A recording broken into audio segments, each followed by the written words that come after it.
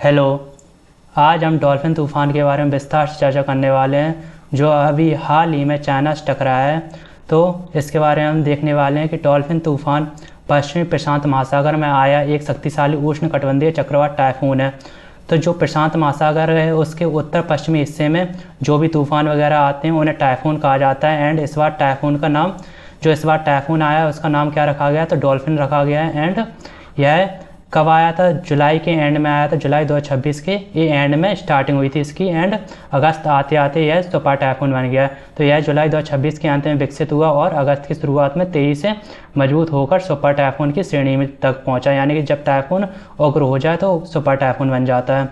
बाद में यह जापान के दक्षिणी द्वीपों के पास से गुजरते हुए 9 अगस्त 2026 को चीन के जेजियांग प्रांत के तट पर लैंडफॉल कर गया। तो शुरुआत में यह जापान के जो दक्षिणी द्वीप वगैरह हैं उनसे टकराया था। उसके बाद 9 अगस्त 2026 आते आते यह चीन के जेजियांग प्रांत से टकरा गया। लैंडफॉल क्या होता है? तो लैंडफॉल होता है कि जब कोई भी तूफान ज़मीन से टकराता है तो उसको लैंडफॉल कहा जाता है। लैंडफॉल के समय इसकी सस्टेनेबल विंड्स लगभग 151 किलोमीटर पर आवर्स थी। यानी कि स्पीड कितनी थी? तो 151 किलोमीटर पर आवर्स थी। एंड इसके बाद हम देखने वाले ये कहाँ आया है, तो प्रशांत महासागर के उत्तर पश्चिमी हिस्से में आया। तो ये हिस्सा कहाँ आ जाता है? तो China, Japan, Taiwan, Philippines area आ जाता है। तो इसमें मुख्य जो देश हैं जो प्रभावित हुए हैं तो जापान हुआ है, चाइना हुआ है, ताइवान हुआ है, फिलीपींस हुआ है। एंड सबसे ज़्यादा कौन कौन से हुए हैं? तो चाइना एंड जापान जो सबसे ज़्यादा हुए हैं प्रभावित।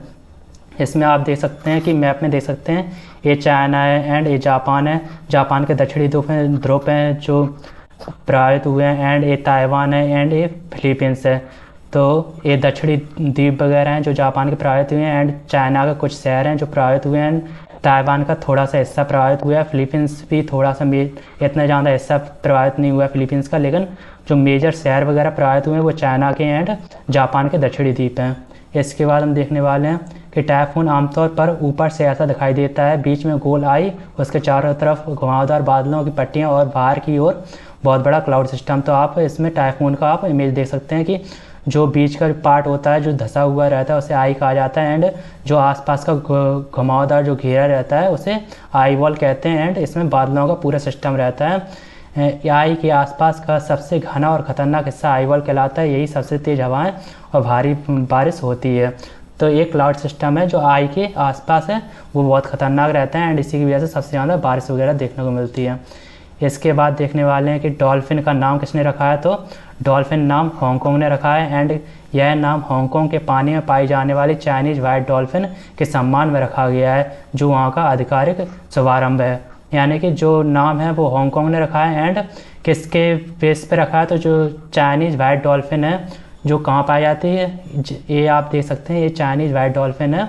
तो ये कहाँ पाई जाती है? तो हांगकांग के पास समुद्र में चाइनीज़ वाइट डॉल्फिन पाई जाती है, उसके सम्मान में ये रखा गया है। एंड इसे जो वहाँ का आधिकारिक शुभंकर मॉस्कट भी है, तो जो हांगकांग का आधिकारिक मॉस्कट भी है। एंड महत्वपूर्ण जानकारियों में देखते हैं तो नामकरण की प्रक्रिया, तो पश्चिमी उत्तर प्रशांत महासागर में आने वाले तूफानों के नाम WMO विश्व मौसम विज्ञान संगठन की टाइफून कमेटी द्वारा तय किए जाते हैं। तो जो प्रशांत महासागर है उसके उत्तर पश्चिमी हिस्से में जितने भी तूफान वगैरह आते हैं जिन्हें टाइफून कहा जाता है उनके नामकरण कौन रखता है? तो टाइफून कमेटी है जो विश्व मौसम विज्ञान संगठन के अंतर्गत आती है उसके द्वारा रखा जाता है। तो इस कमेटी में कितने सदस्य हैं? तो 14 देश सदस्य हैं। एंड इनके द्वारा पहले से लिस्ट 140 नामों की लिस्ट दी गई है। एंड उन्हीं के बेस पे नामकरण हो जाता है। एंड जब वो लिस्ट कंप्लीट हो जाती है तो दोबारा नाम रिपीट होने लगते हैं। इसलिए डॉल्फिन नाम पहली बार नहीं आया है, इससे पहले भी कई बार डॉल्फिन नाम यूज हो चुका है। तो इस कमेटी में शामिल 14 देश बारी बारी से अपने सांस्कृतिक प्रतीकों, जानवरों और पौधों के आधार पर नाम देते हैं। तो किसके बेस पे नाम देते हैं? तो प्रतीक या फिर जानवर या पौधे, जैसे अभी जो डॉल्फिन है उसके बेस पे, जो जानवर वगैरह के बेस पे रख देते हैं। इतिहास, इस नाम का इस्तेमाल प्रशांत महासागर के चक्रवातों के लिए साल 2008, 2015, 2020 और हाल ही में अगस्त 2026 में आए विनाशकारी सुपर टाइफून के लिए किया जा चुका है। तो इससे पहले कब इसका यूज हो चुका है इस नाम का डॉल्फिन तूफान का? तो 2008 में हो चुका है, 2015 में, 2020 में एंड अभी हाल ही में अगस्त 2026 में आए, यानी जुलाई एंड में एंड अगस्त की शुरुआत में जो तूफान आया उसमें। एंड इसके बाद हम देख लेते हैं ये डॉल्फिन के इमेजेस वगैरह जो जिसके बेस पे आप नाम रखा गया है, जो हांगकांग के समुद्र के पास पाई जाती है। एंड हांगकांग चाइना में आता है। एंड इसमें आप देख सकते हैं कौन सा डिपार्टमेंट है, तो वर्ल्ड मीटरोलॉजिकल ऑर्गेनाइजेशन, ये ऑर्गेनाइजेशन है, यही क्या करती है, तो नामकरण वगैरह के लिए टाइफून कमेटी बनी हुई है, उसके अंडर ही नाम रखे जाते हैं। तो किसके अंडर आती है, वर्ल्ड मीटरोलॉजिकल ऑर्गेनाइजेशन। इसके बाद ट्रॉपिकल साइक्लोन डिस्ट्रीब्यूशन, तो उष्ण कटिबंधीय चक्रवात, तो टाइफून को हिंदी में क्या कहते हैं, तो उष्ण कटिबंधीय चक्रवात कहते हैं। एंड समुद्र के ऊपर बनने वाला बहुत शक्तिशाली तूफान जिसमें तेज़ हवाएं और भारी बारिश होती है, इसी तरह के तूफान को अटलांटिक में हरिकेन एंड इंडियन ओशियन में साइक्लोन कहा जाता है। तो ये टाइफून उष्ण कटिबंधीय चक्रवात होता क्या है, तो इसमें बहुत शक्तिशाली तूफान आता है जिसमें तेज़ हवाएं चलती हैं एंड भारी बारिश होती है। तो सब जगह अलग अलग नाम है इसके, लेकिन ये प्रकार एक ही होता है। तो इधर जो अभी आया है उसको टाइफून कहते हैं, जो कहाँ आया है, प्रशांत महासागर के उत्तर पश्चिमी हिस्से में आया है, उसे टाइफून कहते हैं। एंड वही यदि हिंद महासागर यानी इंडियन ओशियन में आता है तो उसे क्या कहने लगते हैं, साइक्लोन कहने लगते हैं। एंड वही कब कहाँ आता है, तो यदि यह नॉर्थ अटलांटिक ओशियन में आता है तो उसे ह्यूरिकेन कहते हैं, जो अमेरिका के साइड का हिस्सा है, नॉर्थ अमेरिका साउथ अमेरिका के जो बीच का हिस्सा है, तो उधर ह्यूरिकेन कहा जाता है। एंड जो चाइना साइड का हिस्सा है जिसे उत्तर पश्चिमी प्रशांत महासागर कहते हैं, उधर टाइफून कहा जाता है। एंड जो हिंद महासागर है, भारत के साइड का बे ऑफ बंगाल वगैरह हो जाता है, या फिर जो खाड़ी वगैरह हो जाते हैं, वो साइक्लोन कहा जाता है इधर साइड। तो इसके 3 अलग अलग नाम है, लेकिन ये प्रकार एक ही है। तो एक ही तरह के ट्रॉपिकल साइक्लोन को अलग अलग जगहों पर अलग अलग नाम दिया जाता है। तो इसका वैसे जो मुख्य नाम है ट्रॉपिकल साइक्लोन कहा जाता है, जो सभी जगह यूज होता है। इसी को 3 प्रकार के नाम में बदला गया, ह्यूरिकेन, टाइफून, साइक्लोन में। एंड ट्रॉपिकल साइक्लोन को हिंदी में क्या कहा जाता है, उष्ण कटिबंधीय चक्रवात कहा जाता है। इसके बाद देखने वाले डॉल्फिन तूफान कहाँ आया है, तो यह तूफान वेस्टर्न नॉर्थ पैसिफिक क्षेत्र में विकसित हुआ और आगे बढ़ते हुए जापान की ओकिनावा क्षेत्र तथा फिर चीन के जिजियांग तट तक पहुंचा, यानी कि प्रशांत महासागर। ये आप देख सकते हैं, इसमें क्या है, उत्तर पश्चिमी हिस्सा है जहां चाइना, जापान, फिलीपींस वगैरह आते हैं, ताइवान वगैरह आते हैं, इधर साइड यह तूफान आया है। तो इसमें आप देख सकते हैं कि कहाँ से स्टार्टिंग हुई है, एक प्रशांत महासागर के मध्य से स्टार्टिंग हुई एंड ये जाते जाते जापान के दक्षिणी द्वीपों से टकराते हुए एंड ये चाइना से टकराया है। इसके आसपास आप देख सकते हैं कि कुछ हिस्सा फिलीपींस की साइड गया है, कुछ ताइवान के ऊपरी साइड गया है। तो ये सब देश 4 देश हैं जो प्रभावित हुए हैं, मुख्यतः चीन और जापान हुए हैं। एंड थोड़े से प्रभावित कौन से हुए हैं, ताइवान और फिलीपींस। तो इसमें मुख्य प्रभावित क्षेत्र जापान का ओकिनावा क्षेत्र है। तो जापान का कौन सा क्षेत्र है, ओकिनावा। एंड चीन का जेजियांग प्रांत, यानी कि जो शहर है जेजियांग प्रांत है। एंड संघाई और आसपास के क्षेत्र हैं, तो चीन में संघाई है एंड आसपास के क्षेत्र जो प्रभावित हुए हैं। एंड पूर्वी चीन के अन्य इलाके, यानी चीन बहुत ज़्यादा प्रभावित हुए हैं। चीन में इसने 9 अगस्त को जेजियांग में 2 बार लैंडफॉल किया, यानी कि 2 बार ये टकराया है 9 अगस्त को जेजियांग में, चीन के जेजियांग में। यहाँ पर आप जापान की ये इमेज देख सकते हैं एंड ये चाइना की इमेज है। इसके बाद हम देखने वाले हैं चीन में इसका प्रभाव। तो डॉल्फिन के चीन पहुँचने से पहले ही प्रशासन ने बड़े स्तर पर तैयारियाँ शुरू कर दी थी।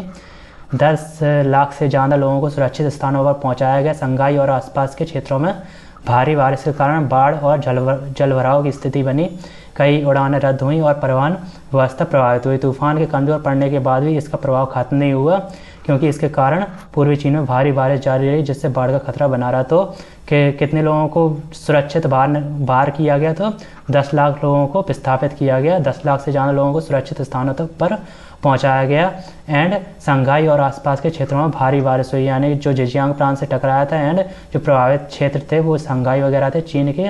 एंड इसके अलावा ये तूफ़ान थोड़ा सा कम भी हुआ है, लेकिन अभी भारी बारिश है क्योंकि क्लाउड बहुत ज़्यादा थे इसके साथ।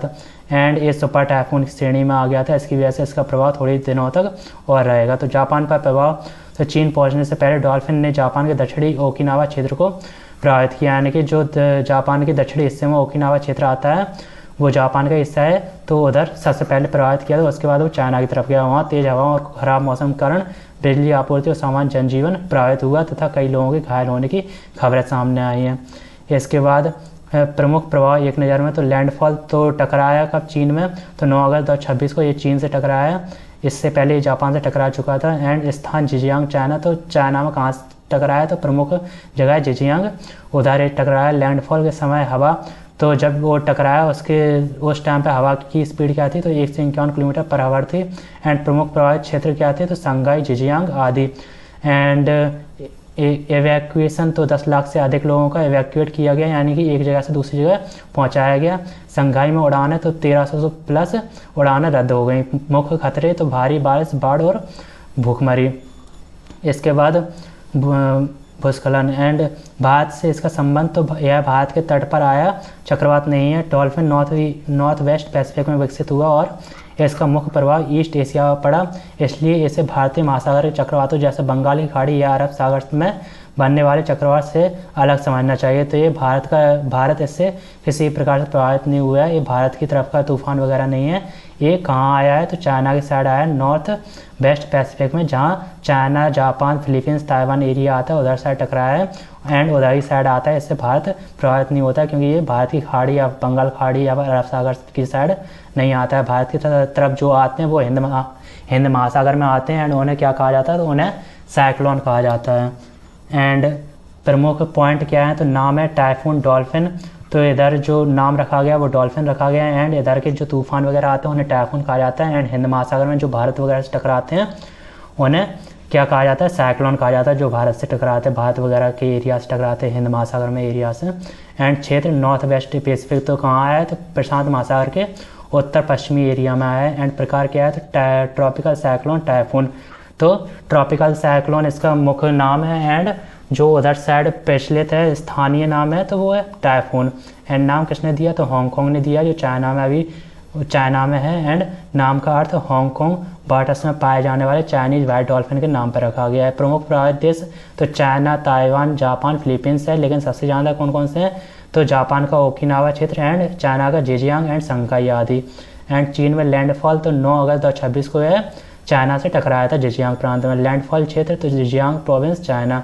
प्रमुख खतरे बाढ़, भारी बारिश, भूस्खलन वगैरह इसके प्रमुख खतरे हैं। इसके अलावा जो भी क्वेरी वगैरह हो आप कमेंट कर सकते हैं। धन्यवाद।